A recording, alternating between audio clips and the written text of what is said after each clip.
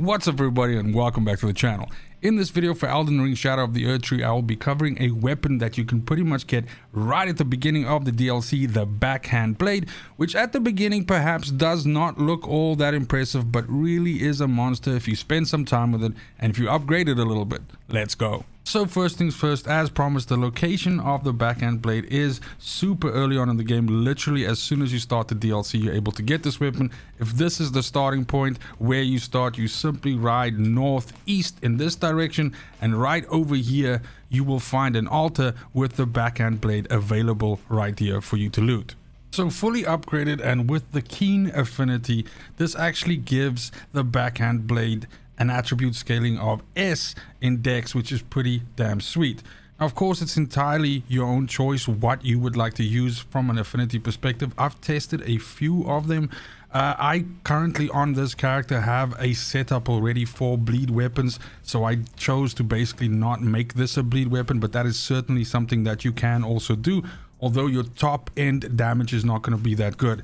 Also found that in this expansion, a lot of the enemies that you fight, especially at the beginning, aren't really, all that susceptible to bleed. So it kind of like feels like you are, in essence, helping the enemy a little bit by, dampening your damage there. So that's also possibly something just to bear in mind. But nonetheless, if you go the keen route, then of course your important stat to have as high as possible to get the best amount of damage out of this weapon is of course going to be Dex.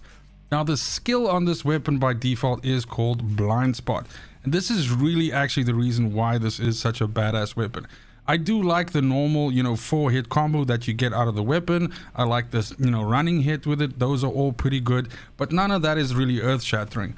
This skill, however, is one of the things that I've come to really rely on, especially at the beginning part of the expansion, because I do feel that a lot of the enemies, especially the bosses that you fight, are very bullyish, almost more than the original game, which is saying a lot. But basically a lot of them will bum rush you and just come at you flailing, and even a lot of like the side enemies and stuff that you fight will oftentimes pull off like a chain combo or something, which usually, if you don't get out of the way of it, results in your death. Now what Blind Spot does is it actually lets you feint to either side of the enemy that's attacking you and basically stab them in the back.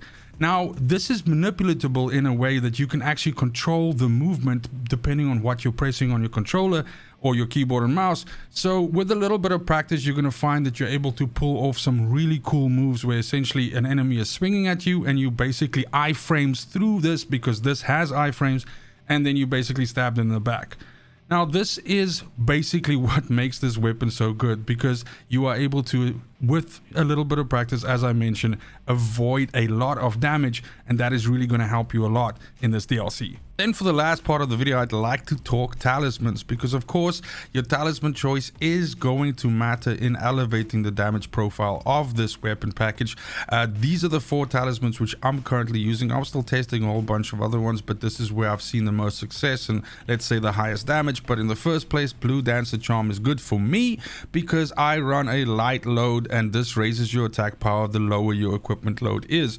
If of course you are running heavy, then this is not the talisman for you, but this is actually going to give you quite a bit of additional damage if you manage to run with a light armor setup. Then in the second slot, I have Shard of Alexander, which actually increases the attack power of skills, aka Blind Spot. Now Blind Spot deals a fair bit of damage, but with Shard of Alexander equipped, I find that it helps you to one-tap a lot of the trash in the game, and this is super important because, again, even the trash in the DLC at the very beginning is ridiculously powerful and deals a whole amount of huge amount of damage, and you want to be shutting them down as fast as possible, especially in situations where you are outnumbered. So being able to just hit one skill and essentially kill an enemy is super dope, and that's why it's here. Then in the third slot, I have Rotten Winged Sword Insignia, which greatly increases your attack power with successive attacks. In other words, if you're, hitting a bunch of times in a row like a combo. So for example, as mentioned, this weapon has a 4-hit combo, which is super easy. You literally just press the button 4 times.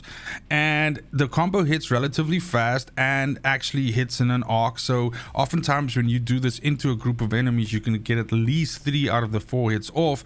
And with the ramp up of this, you'll see basically that you'll, kind of like in one combo kill at least 1 or 2 of the enemies that are standing in front of you. So once again, just a great way for you to chew through trash. And then also obviously when you do pull this combo off on bosses in their back or something like that, while your summon takes care of the boss from the front, then that's going to give you a little bit of additional damage as well. And last but not least, we can't go 0 defense in this, especially if we're running light armor. So if you're running heavier, then you might want to pick something else like this. Of course, if you're better at the game than me and you get hit less, then this is also something that you might possibly not need. But I've really found that, especially just getting my muscle memory back in Elden Ring and starting to play it again, and at the very beginning of the DLC, when you don't have a lot of the boosts that essentially the DLC gives you as you progress through the game, then you're going to be taking a lot of damage, and a lot of that damage is going to be physical damage. You're going to be hit a lot. I would say 90% of the time when I die to either a boss or to enemies, it's because they're beating me to death, not because they're shooting me with a spell or something like that. So Dragon's Crest, Great Shield, Talisman really enormously boost your physical damage negation, and that's obviously going to help you deal with that. Again, like I said, if you're a lot better at the game, if you've gotten good and you can dodge a lot of these attacks, then this is a free talisman slot for you, and you can try to squeeze a little bit more damage out of Backhand Blade. Or if you find yourself dying more to magic, for example, then this could be a slot where you basically make yourself a little bit more tough against that. And that's it for the video. Thank you so much for watching, especially if you made it this far. Be sure to like and subscribe if you found this information useful in any way. Be sure to keep your eyes on the channel, as we'll be bringing a whole bunch more Elden Ring content to the channel in the following days. As always, it's just super important to me that you have a fantastic morning, afternoon, evening, wherever you are in the world. Till next video, fucking cheers.